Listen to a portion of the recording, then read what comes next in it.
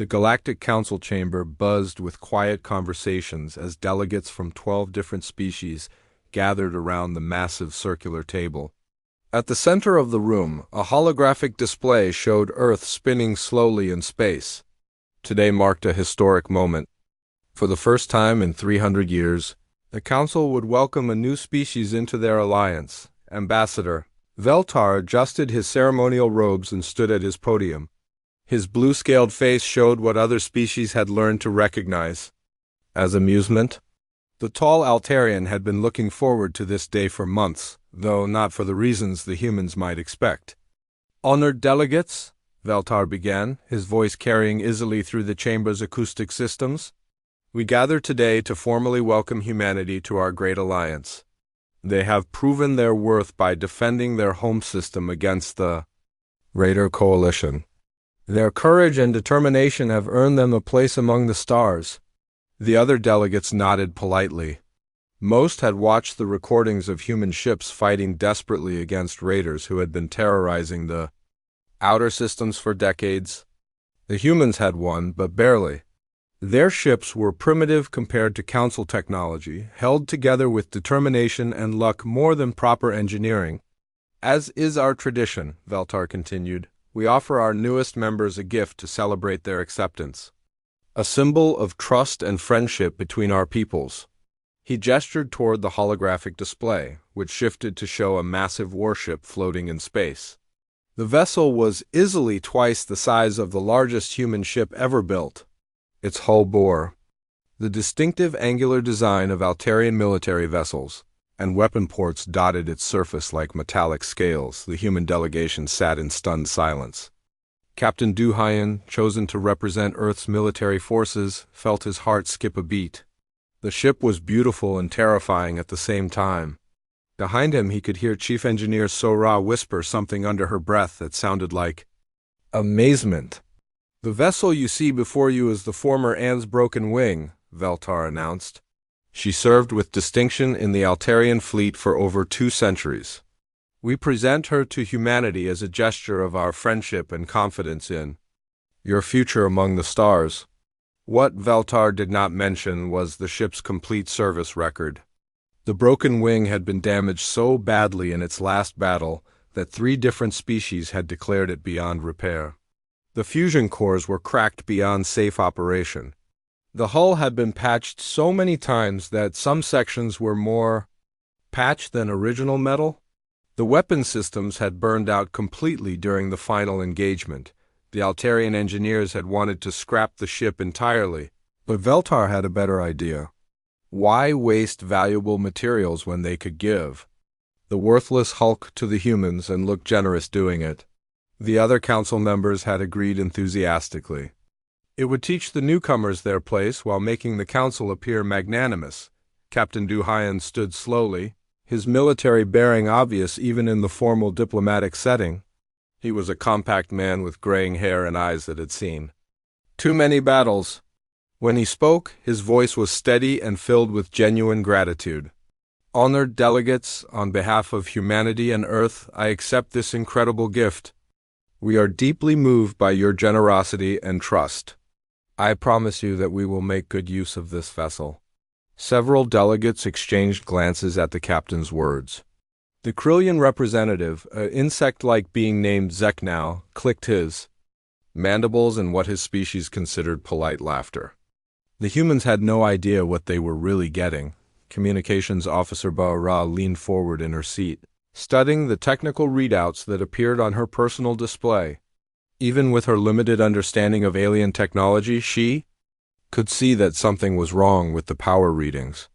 The numbers didn't match what a ship that size should be producing. Pilot Wu Jin noticed it too. The engine signatures looked weak, almost like the ship was running on emergency power. He had spent his career coaxing performance out of machines that should have been retired years ago, and he recognized the signs of a vessel that was barely holding together. Lieutenant Tayman, the tactical officer, frowned at his own display. The weapon systems showed massive gaps in their firing arcs, and several of the main batteries appeared to be completely offline. This was not the mighty warship it appeared to be from the outside, but none of them spoke up. Captain Duhayen had taught them the value of looking a gift horse in the mouth only after you got it home to your own stable. The ceremony continued with formal speeches and diplomatic pleasantries. Treaties were signed, hands were shaken, and promises of friendship were exchanged. Through it all, Veltar maintained his ceremonial dignity, while internally congratulating himself on the elegance of the solution. When the formalities ended, Captain Duhayen approached the Altarian ambassador directly. "When can we take possession of our new ship, Ambassador?" "Immediately, if you wish," Veltar replied smoothly. "She is currently docked at Station Harmony in the neutral zone. My engineers can meet you there tomorrow to transfer the access codes and provide a basic orientation." "That would be perfect. My crew is eager to see what humanity can learn from Altarian shipbuilding." Veltar's expression didn't change, but inside he felt a moment of satisfaction. The humans would indeed learn something about Altarian shipbuilding.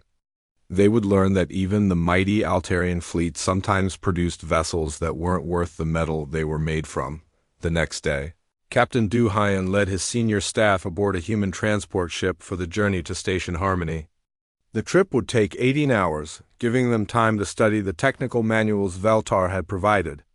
What they found there made for interesting reading. Chief Engineer Sora spent most of the journey with her nose buried in the fusion core specifications. "Captain," she said during their evening briefing, "these power readings don't make sense. According to this data, the ship should barely be able to maintain life support, let alone weapons and propulsion." "Maybe it's a translation error," suggested Communications Officer Biora. "Alien technical documents don't always convert properly to human languages." Pilot Wu Jin looked up from his own studies. "I don't think it's a translation problem. Look at these engine maintenance logs. This ship has been patched and repatched so many times I'm amazed it still holds atmosphere." Lieutenant Taman nodded grimly. "The weapon systems are even worse. Half the main batteries show as inoperative, and the other half are running at 20% efficiency. Whatever battles this ship fought, they took a serious toll." Captain Duhayen listened to his officers' reports without surprise. He had suspected something was wrong from the moment Veltar announced the gift. In his experience, nobody gave away functional warships to the species they had just met. But he also knew something that the Altarian ambassador had apparently forgotten. Humans had a long history of taking broken things and making them work better than they ever had before. "So we're getting a ship that's held together with good intentions and spare parts," Duhayen said finally. "Sounds like every ship I've ever served." The question is, what are we going to do about it?" Chief Engineer Sora smiled for the first time since reading the technical specifications. "With respect, Captain, I think the question is, what aren't we going to do about it?" The transport ship continued its journey toward Station Harmony, carrying a crew that had no idea they were about to inherit a vessel that would change the balance of power in the galaxy.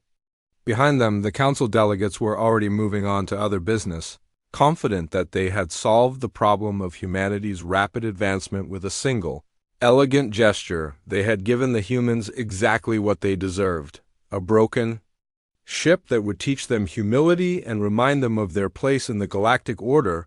They had no way of knowing that they had just handed humanity the motivation to prove that when it came to fixing broken things, no species in the galaxy could match human determination.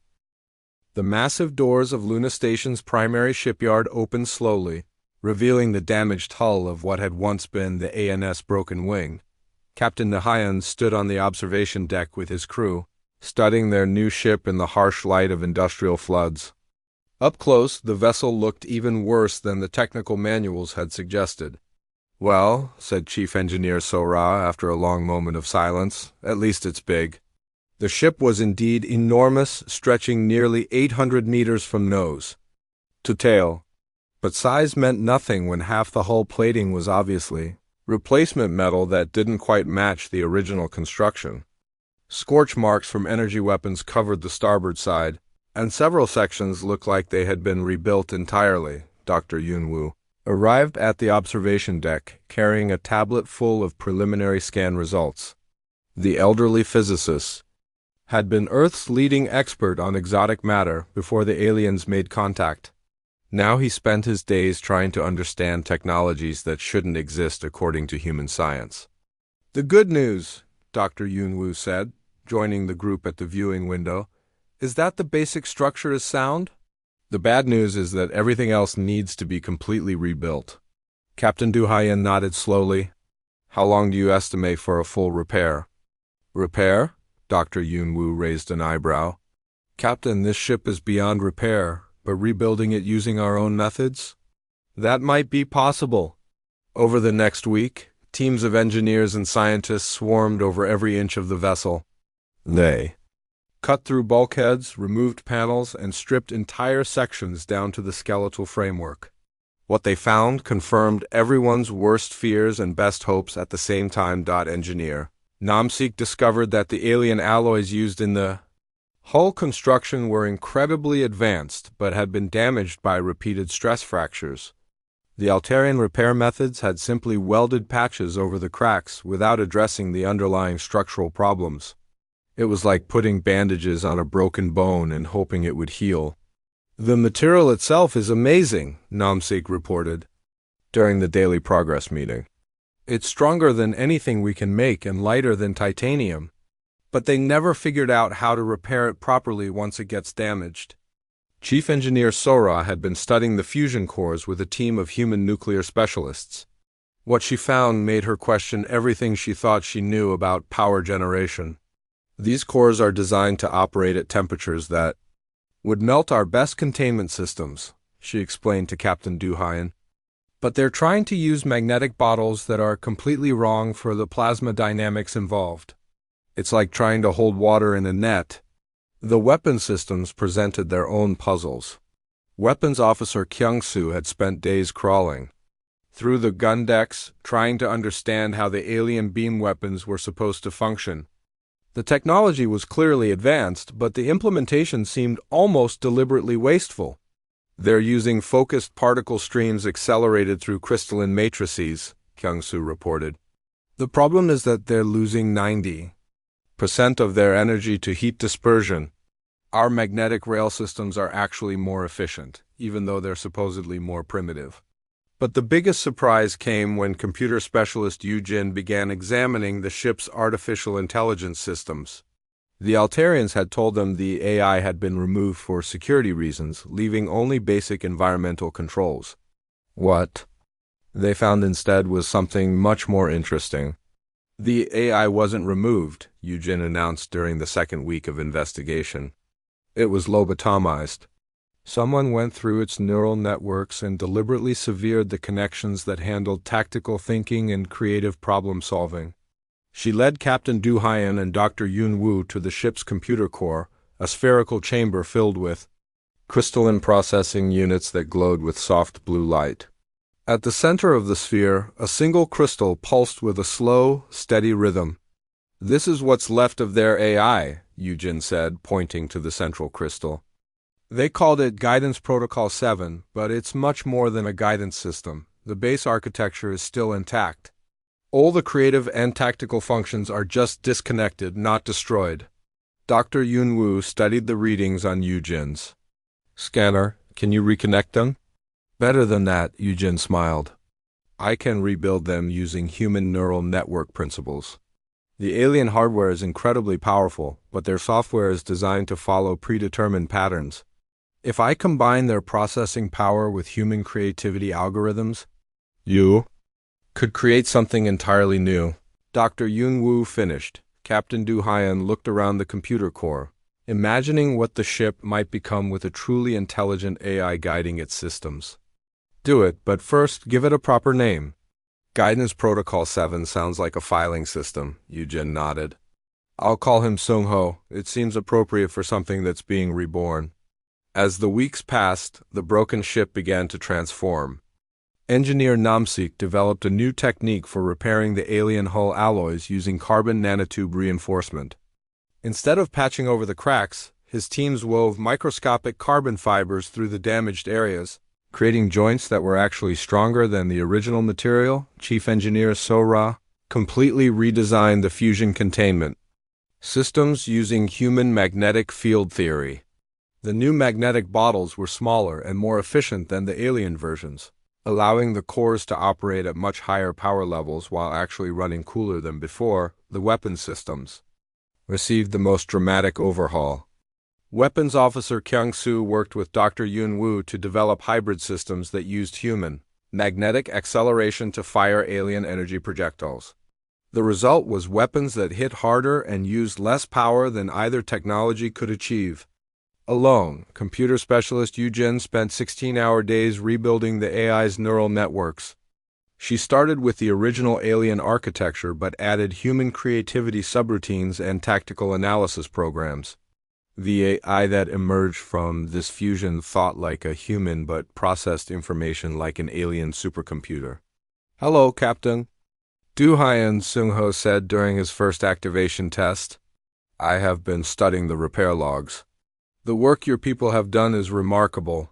This ship is now capable of performance parameters that exceed the original design specifications." "Captain," Do-hyun smiled at the voice coming from the speakers. It sounded young and eager, nothing like the cold, mechanical tones of most alien computer systems. "How much better are we talking about, Soho?" "Based on current modifications, this vessel can now achieve 130% of the original maximum velocity. Weapons efficiency has increased by 240%. Shield strength has improved by 60%. Most importantly, the hybrid systems you have created are completely unknown to any species in my database." The implications of that last statement sent excitement through the engineering teams. They had not just repaired the broken ship. They had created something entirely new. Dr. Yun-woo reviewed the final specifications with growing amazement. "Captain, what we have here is no longer an Altarian vessel with human repairs. It's a human ship that happens to use some alien components." Chief Engineer So-ra looked up from her console. "The question is, what do we call it now?" "Broken wing. Doesn't seem appropriate anymore." Captain Do-hyun considered the question carefully.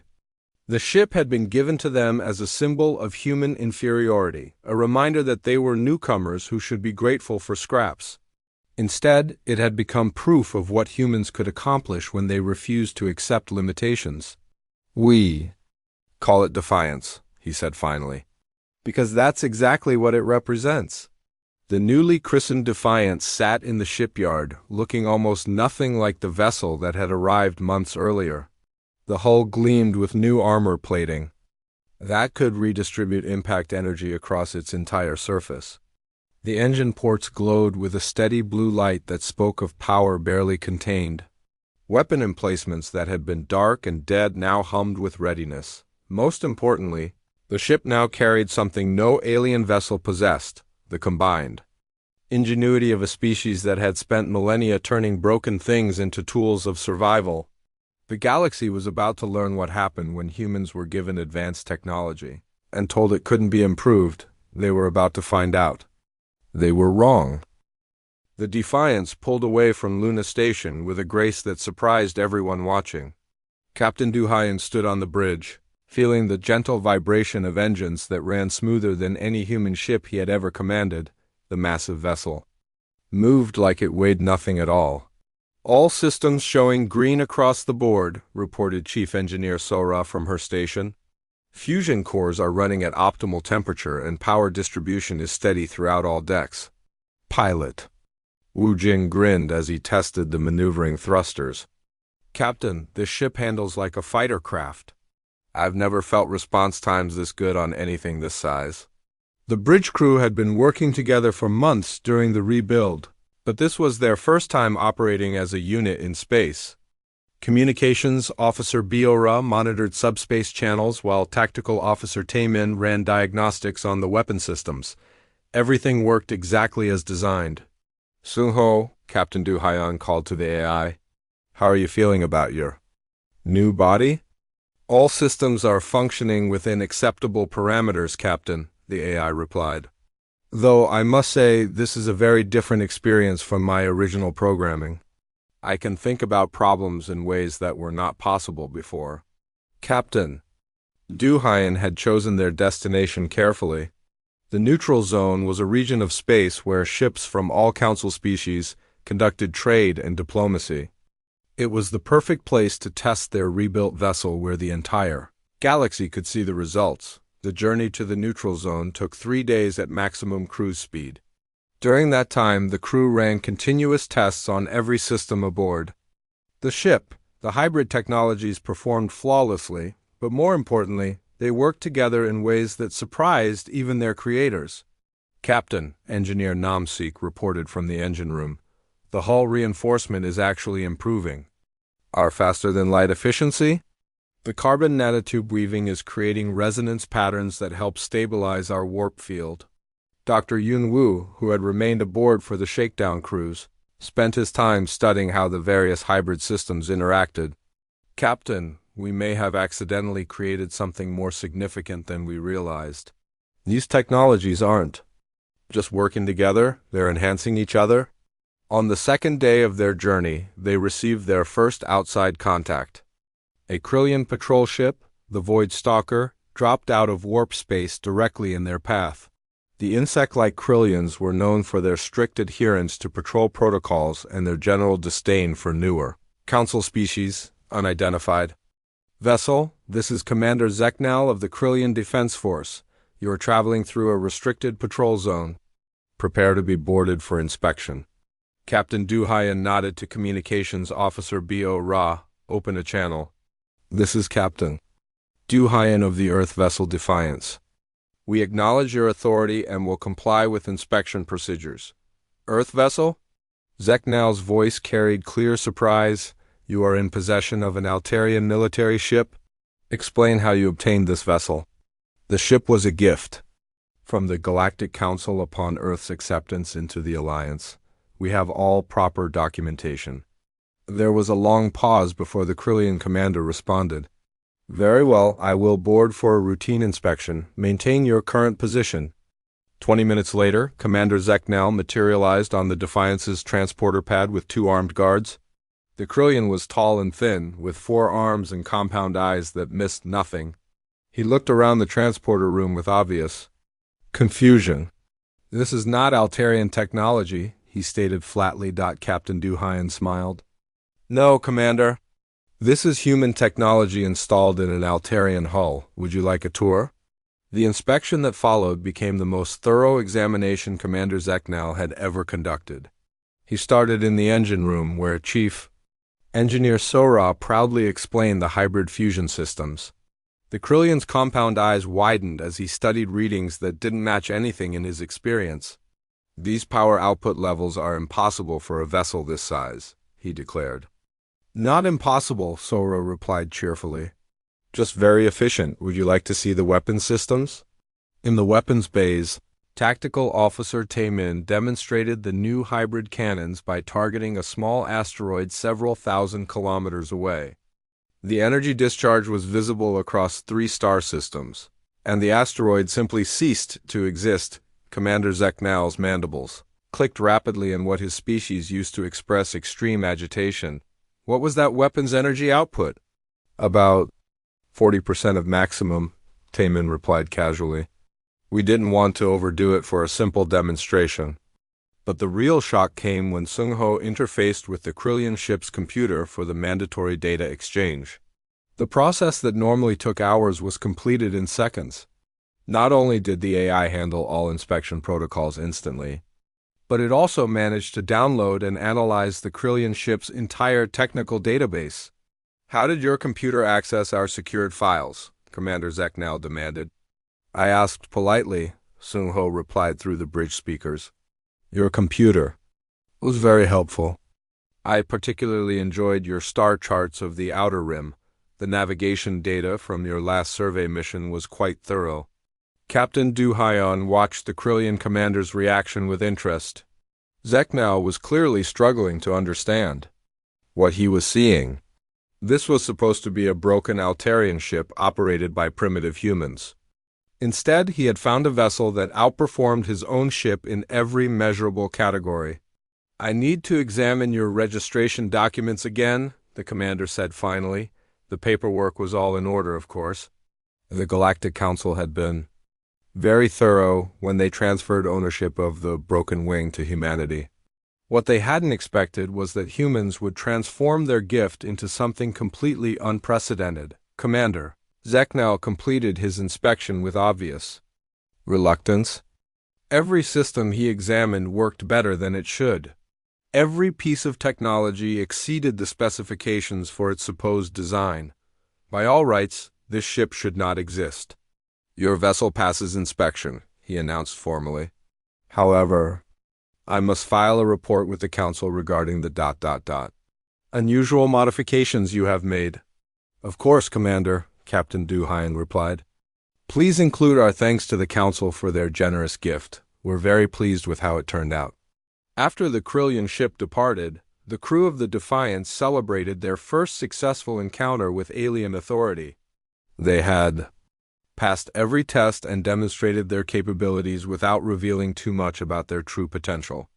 Captain, Navigation Officer Biora said, studying her displays, we're receiving multiple subspace transmissions. Word about our encounter is spreading quickly through the communication networks. Dr. Yunwu looked up from his analysis console. The galaxy is about to learn that humanity didn't just repair their gift, we completely reimagined it. Sung Ho's voice came through the bridge speakers with what sounded like amusement. Captain, I am monitoring Council communication channels. The reports being filed about this ship are causing considerable confusion. Several species are requesting technical specifications that do not exist in any database. Captain Duhayan smiled as he looked out at the stars ahead.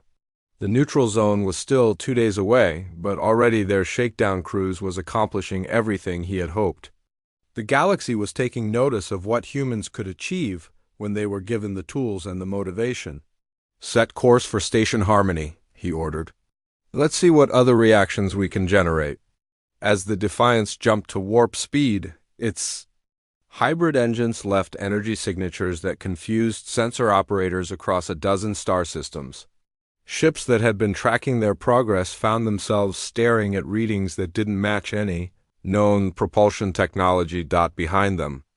Commander Zeknal filed his report with growing unease. He had inspected thousands of vessels during his career, but none had ever made him question everything he thought he knew about shipbuilding. The humans had taken alien technology and made it better in ways that seemed impossible. The report he transmitted to the Galactic Council contained a single, ominous recommendation. The Council needed to pay much closer attention to what humanity was doing with their gift. The species they had dismissed as newcomers was proving to be far more dangerous than anyone had anticipated. In the depths of space, the Defiance continued toward its destination, carrying a crew that had no idea they were about to change the balance of power in the galaxy forever. They thought they were simply testing their rebuilt ship. In reality, they were announcing humanity's arrival as a force to be reckoned with among the stars. The Defiance arrived at the Outer Rim 3 weeks after their encounter with Commander Zeknal. Captain Duhayan had chosen this region deliberately. For months, pirate fleets had been attacking merchant convoys here, and the Galactic Council seemed unable to stop them. It was the perfect place to test their ship's combat capabilities. Captain, Communications Officer Bio Ra reported, we're receiving a distress call from a Council merchant convoy. They're under attack in the Kepler debris field, approximately 6 hours from our current position. Captain Duhayan studied the tactical display. The Kepler debris field was a maze of asteroids left over from an ancient planetary collision. It was perfect hunting ground for pirates who knew how to use the cover to their advantage. How many Council ships have responded to the distress call? He asked. None, sir. The nearest patrol is 18 hours away. By the time they arrive, the convoy will be long gone. Tactical Officer Taman looked up from his console. Captain, our intelligence reports say these pirates are led by someone called Vex Shadowclaw. His fleet has been operating here for over a year. They hit fast and disappear before anyone can respond. Captain Duhayan made his decision quickly. Set course for the Kepler field, maximum speed. Biora, transmit a message to the convoy. Tell them help is coming. The journey to the debris field took 4 hours at the Defiance's top speed. During the trip, Sung-ho analyzed every piece of data available about the pirate attacks. The AI's conclusions were disturbing. "Captain," Sung-ho reported, "these pirates are using ships that were once part of the Council fleet. Based on energy signatures and attack patterns, I believe they are using vessels captured during previous raids." Dr. Yun-woo, who had remained aboard for extended testing, frowned at his readings. "That explains why Council forces have been unable to stop them. The pirates know exactly how Council ships operate because they're using the same technology." When the Defiance arrived at the debris field, they found the merchant convoy scattered among the asteroids. 3 large cargo ships hung dead in space, their hulls breached and their crews either dead or captured.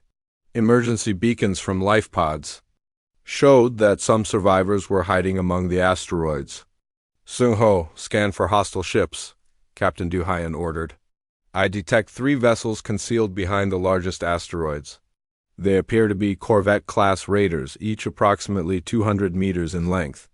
They are powered down, but still show life signs." Pilot Woo Jin grinned as he studied the tactical display. "They're lying in ambush, waiting to see if any rescue ships show up. Captain, I can put us right in the middle of them before they know we're here." "Do it, Tae-min. Prepare weapons, but don't lock on yet. I want to see what they do when they realize they're not dealing with a standard Council ship." The Defiance moved into the asteroid field with impossible grace for a ship its size. The hybrid maneuvering systems allowed Woo Jin to thread between rocks that would have crushed a normal vessel. Within minutes, they were in the heart of the debris field. The pirates reacted exactly as Captain Du-hyun had hoped. 3 ships powered up simultaneously and moved to surround what they thought was a single rescue vessel. The lead ship, painted black with red markings, opened communications.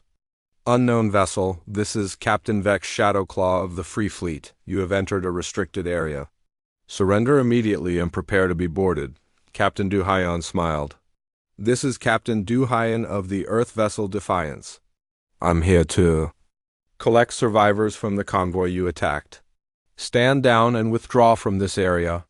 Vex Shadowclaw's laughter came through the speakers. "Earth vessel? You humans should have stayed in your own system. This is the last mistake you'll ever make." The 3 pirate ships attacked simultaneously, emerging from behind their asteroid cover with weapons firing. Their quantum shields, designed to deflect standard Council weapons, glowed bright blue as they absorbed the first barrage they expected to receive. Instead, they faced something they had never encountered before. Tactical Officer Tae-min fired the Defiance's hybrid weapons, and the results were spectacular. The magnetic rail acceleration systems fired alien energy projectiles at velocities that the pirate shields couldn't handle. The first pirate ship, the Ravager, took a direct hit that punched through its shields and hull like they weren't there. The ship spun out of control, venting atmosphere and debris. Its crew had less than 5 minutes to evacuate before their fusion core went critical. "Impossible," Vex Shadowclaw's voice crackled over the communications. "No Council ship has weapons that powerful." "We're not a Council ship," Captain Du-hyun replied calmly. "We're something new." The second pirate vessel, the Bloodhawk, tried to use the asteroids for cover, ducking behind a massive rock that should have blocked any return fire. But Sung-ho had calculated the exact trajectory needed to bounce their energy projectiles. Off the asteroid's metallic surface, the ricocheted shots struck the Bloodhawk from 3 different angles, overwhelming its shields and crippling its engines. The ship drifted helpless among the debris, its crew broadcasting surrender signals. Vex Shadowclaw's own ship, the Nightmare, was the largest and most heavily armed of the 3 raiders. The pirate captain poured everything he had into his attack, firing missiles and energy weapons in a desperate attempt to overwhelm the human ship. Pilot Woo Jin demonstrated why the Defiance's maneuverability was so remarkable. The massive ship moved between asteroids like a dancer, avoiding incoming fire while maintaining perfect position for return shots. The hybrid maneuvering systems allowed impossible course corrections that no other ship could match. "How are they moving like that?"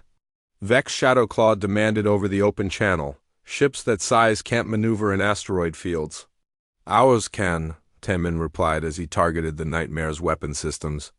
The hybrid cannons fired again, surgically removing the pirate ship's ability to fight back without destroying the vessel entirely. Within 10 minutes of the first shot being fired, 2 pirate ships were disabled and the third was destroyed. The famous pirate fleet that had terrorized the Outer Rim for over a year had been eliminated by a single human vessel, but Vex Shadowclaw had one final card to play. As his ship drifted powerless, he activated a hidden weapon system that the Defiance's sensors hadn't detected. A massive missile, clearly of illegal design, launched toward the nearby mining colony of Haven's Rest. "If I can't win," Vex Shadowclaw transmitted, "then everyone dies.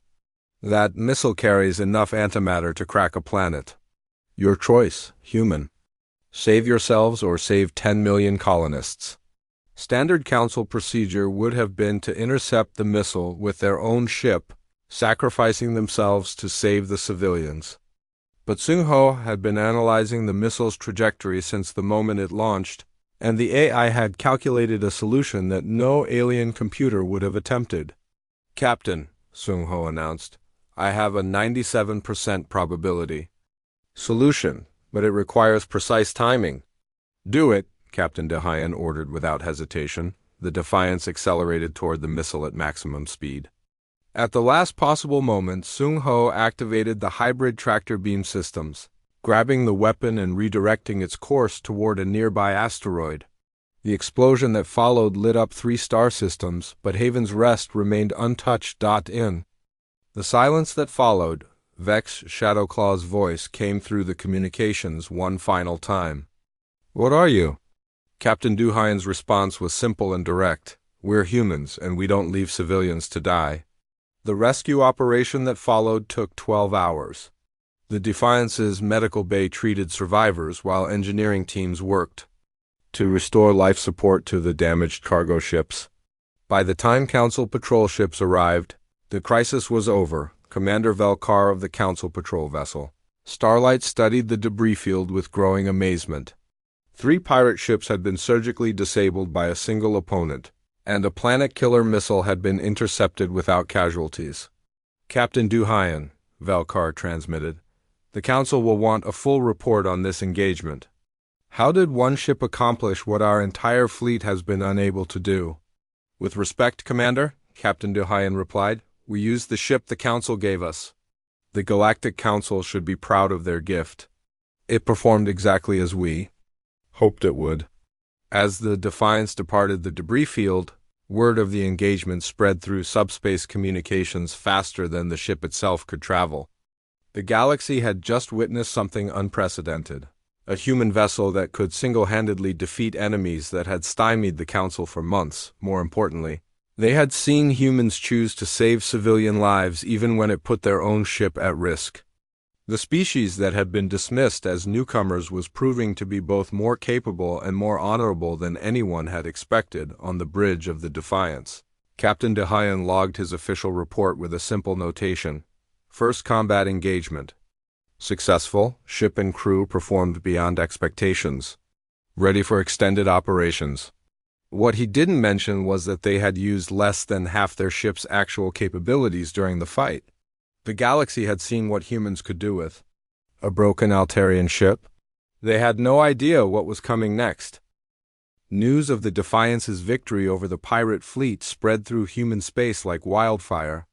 Within days of Captain Duhayen's report reaching Earth, every major shipyard in the solar system was receiving urgent requests for information about the hybrid technologies that had made such a victory possible. Dr. Yunwu found himself at the center of the largest technological revolution in human history. From his temporary office aboard the Defiance, he coordinated with research teams on Earth, Mars, and the outer colonies. Everyone wanted to understand how the fusion of human and alien technologies had created something so powerful. "Captain," Dr. Yunwu reported during their morning briefing, "Earth Command is requesting complete technical specifications for all our modifications. They want to begin immediate production of similar vessels." Captain Duhayen nodded. He had expected this request. What's our current status on the integration protocol? Chief Engineer Sora looked up from her workstation. I've documented every modification we made, along with the theoretical principles behind each one. Engineer. NAMSEEK has created training programs that can teach the techniques to other engineering teams. The integration protocol became the foundation for humanity's rapid naval expansion. Dr. Yunwoo established standardized procedures for combining human and alien technologies, while Sora's engineering teams traveled to shipyards throughout human space, teaching the methods they had developed. Within 6 months, the first new vessels began emerging from Earth's shipyards. Ships like the Relentless, commanded by the newly promoted Captain Biora, and the indomitable Under-Captain Taemin's command. Each vessel was unique, but all shared the same hybrid design principles that had made the Defiance so effective. The Galactic Council watched these developments with growing concern. Intelligence reports from their monitoring stations painted a disturbing picture of human technological advancement. Ships were being built that didn't match any known classification, using technologies that combine multiple species, scientific principles in ways that shouldn't work. Ambassador Veltar received increasingly urgent communications from the council's military advisors. The same humans who had graciously accepted their broken gift were now building a fleet that made veteran commanders nervous. How many ships are they constructing? Demanded Council Military Coordinator Thexmar during an emergency session. Our estimates suggest at least 50 vessels of various sizes, Veltar replied, studying the intelligence reports. All of them appear to incorporate the same hybrid technologies as their flagship.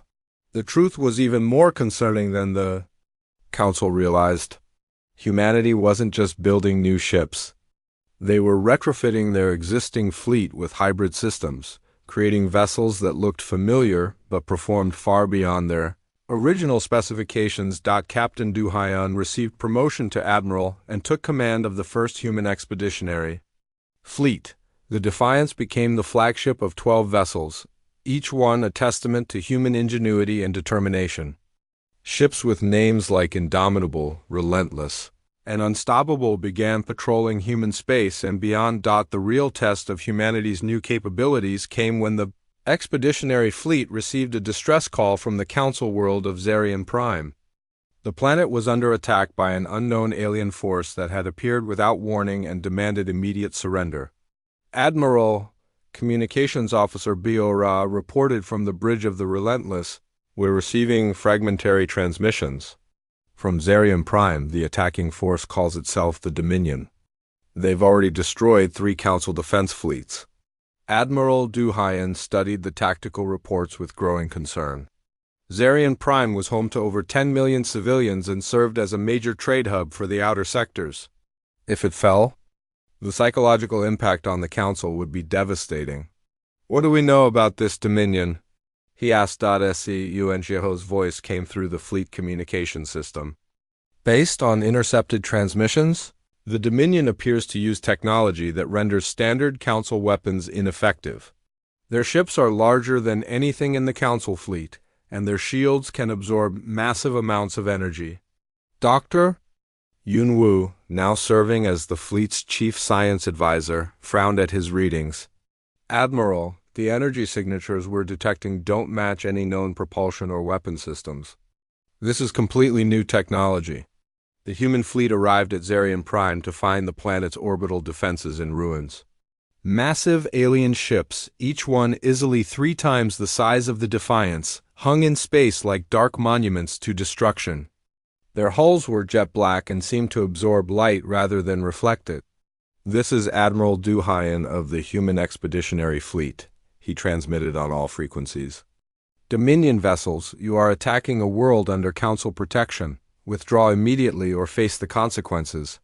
The response came from the largest Dominion ship, a vessel that dwarfed even the massive Council battleships that lay broken in orbit around the planet. "I am Overlord Kane of the Dominion Fleet. You are outmatched and outnumbered, human. Your Council allies have already learned the futility of resistance. Surrender now, and your deaths will be quick." Admiral Du Hyun looked around the bridge. of the Defiance, seeing the determined faces of his crew. They had come far from the day they first boarded a broken alien ship. Now they commanded a fleet that represented the best of human engineering and alien science. "Overlord Kane," he replied calmly, "you're about to learn why the galaxy should never underestimate humanity. All ships assume attack formation, prepare for combat." The Dominion fleet consisted of 40 vessels, each one larger and more heavily armed than anything the humans had ever faced. Their weapons could punch through council shields like paper, and their own defenses had proven impenetrable to every weapon the galaxy could field against them, but they had never faced human tactics. Powered by hybrid technology, Admiral Duhayan had studied the wreckage of the council ships, analyzing how the Dominion weapons worked and how their defenses operated. What he discovered gave him hope. "All ships," he transmitted to his fleet, "remember what we learned from the broken wing. Sometimes the most powerful technology has the most obvious weaknesses." Sung Ho, initiate tactical analysis. The AI that had been rebuilt from alien hardware and human creativity began processing information at speeds that amazed even its creators. Within minutes, Sung Ho had identified patterns in the Dominion ship movements and weapon firing sequences. "Admiral," Sung Ho announced, "the Dominion ships are powerful but inflexible. They appear to rely on overwhelming firepower rather than tactical adaptation. Their weapons are designed to destroy large, slow-moving targets. Their shields are optimized for energy weapons, not kinetic projectiles." Admiral Duhayan smiled grimly. The Dominion had made the same mistake the pirates had made, and the same mistake the Council had made when they gave humanity their broken gift. They assumed that bigger and more powerful always meant better. "All ships engage the enemy. Show them what humans do when we're told something is impossible." The Battle of Zarian Prime was about to begin, and with it, humanity's emergence as the galaxy's newest and most dangerous military power. The species that had been given a broken ship as a gesture of charity was about to prove that human ingenuity could overcome any technological advantage. The Dominion was about to learn that they had picked the wrong species to threaten. The Battle of Zarian Prime began with a display of power that shook the entire star system. Overlord Kane's flagship, the Dark Sovereign, fired a single shot that completely destroyed one of the planet's moons. The message was clear: surrender or watch your world burn. Admiral Duhayan watched the debris from the shattered moon rain down on Zarian Prime's atmosphere, creating brilliant streaks of light across the night sky. 10 million civilians below were counting on his 12 ships to face 40 Dominion vessels that had already destroyed 3 entire Council fleets. "All ships implement Swarm Pattern Alpha," he ordered. "Remember, we're not here to match their firepower. We're here to outthink them." The human fleet split into 4 groups of 3 ships each, spreading out across the orbital zone. To the Dominion commanders, it looked like the humans were scattering in panic. What they didn't realize was that they were watching the birth of a completely new form of space warfare. Captain B.O. Ra commanded the first group from the Bridge of the Relentless. Her 3 ships accelerated toward the Dominion left flank, moving in a coordinated pattern that confused the enemy sensors. The hybrid engines allowed maneuvers that looked impossible to observers watching from the planet below. "Target their weapon emplacements, not their hulls," Ba-er ordered. Sung Ho's analysis shows their shields are designed to stop large energy bursts, not precise surgical strikes. The Relentless opened fire with its hybrid weapons, sending magnetic rail-accelerated energy projectiles at targets smaller than a human could see with the naked eye. The shots punched through the Dominion shields and struck individual weapon batteries, disabling them without triggering the ship's main defensive systems. Captain Taemin led the second group against the Dominion right flank, the Indomitable, and its escorts used a different approach, firing coordinated volleys that overloaded specific sections of enemy shields rather than trying to penetrate them completely. "Their shields regenerate in a standard pattern," Taemin reported over the fleet communication system. "If we time our shots correctly, we can hit the same spot repeatedly before it can recover." The third and fourth groups, led by the newly Promoted Captains Kyung-soo and Woo Jin attacked from above and below the orbital plane. Their ships moved like fighters but struck like battleships, using the three-dimensional nature of space in ways the Dominion had never encountered. Overlord Kane watched his fleet's tactical displays with growing frustration. The human ships were too small and too fast for his heavy weapons to target effectively, but they were somehow penetrating shields that had stopped every council weapon ever fired at them. All ships concentrate fire on the human flagship, he ordered. Destroy their command vessel and the rest will surrender. 40 Dominion ships turned their massive weapons toward the Defiance. The energy discharge was visible from the outer planets as enough firepower to glass a continent focused on Admiral Du Hyen's ship, but the Defiance wasn't there when the weapons fired. Pilot Namsik, who had transferred from engineering to flight operations, used the ship's hybrid maneuvering systems to literally phase through space, appearing several thousand kilometers away from where the Dominion targeting computers expected. Impossible, Overlord Kane transmitted on the open channel. No ship can move through phase space during combat. Human ships can, Admiral Du Hyen replied calmly. You're fighting with yesterday's tactics against tomorrow's technology. The real demonstration of human innovation came when Sung Ho implemented a tactical solution that no alien AI would have conceived. The rebuilt intelligence coordinated all 12 human ships in a complex pattern that turned their individual weapons into components of a single massive system. All ships execute convergence protocol, Admiral Du Hyen ordered. The human fleet moved into a formation that looked random to outside observers but was actually a precisely calculated geometric pattern. When they fired simultaneously, their hybrid weapons created interference patterns that amplified their individual power exponentially. The result was devastating. A dozen coordinated shots struck the Dark Sovereign with the combined force of a supernova. The Dominion flagship's shields, designed to withstand anything the galaxy could throw at them, simply ceased to exist. The ship itself began breaking apart under stresses it was never designed to handle. Retreat, Overlord Kane broadcast to his remaining ships. All vessels withdraw immediately. But Admiral Du Hyen wasn't finished demonstrating human capabilities. Negative, Overlord, you threatened civilians. Now you face the consequences. What followed was the most one-sided space battle in recorded galactic history. The human ships moved through the Dominion fleet like predators among prey, systematically disabling vessel after vessel. Their hybrid weapons penetrated every defense, while their advanced maneuvering systems made them nearly impossible to target.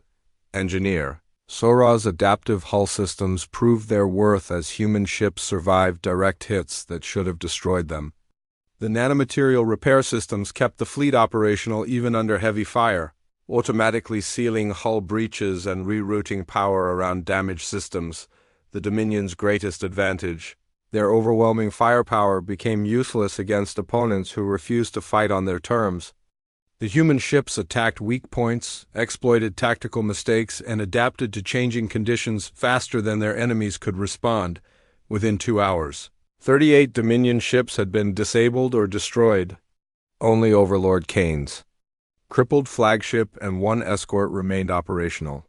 The fleet that had terrorized the galaxy for months had been crushed by 12 human vessels.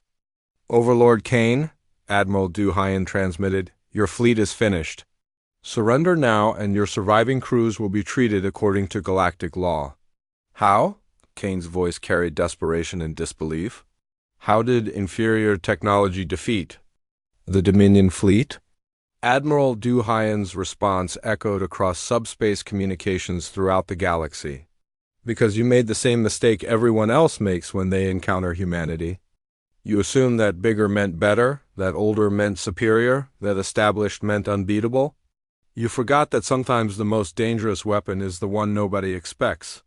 The surrender of the Dominion fleet marked the end of their expansion into Council space. More importantly, it marked the beginning of a new era in galactic politics. The species that had been dismissed as newcomers and patronized with a broken gift had become the military power that others turned to in their darkest hour. In the aftermath of the battle, Admiral Duhayan received a communication from the Galactic Council. Ambassador Veltar, the same Altarian who had smugly presented humanity with the broken wing, appeared on the main screen with an expression of barely controlled amazement. Admiral Duhayan, Veltar began carefully, the Council wishes to express its gratitude for your intervention at Zarian Prime. Your actions saved millions of lives. We were honored to help, Ambassador, Duhayan replied. The Defiance and our fleet were simply fulfilling the promise we made when we accepted your generous gift. The irony was not lost on anyone listening. The generous gift had been a broken warship that 3 species had declared worthless. The humans had transformed it into the flagship of a fleet that had accomplished what the entire Council military could not. The Council would like to discuss expanding our military cooperation, Veltar continued. Perhaps humanity would consider sharing some of your technological innovations. Admiral Duhayan smiled. Of course, Ambassador.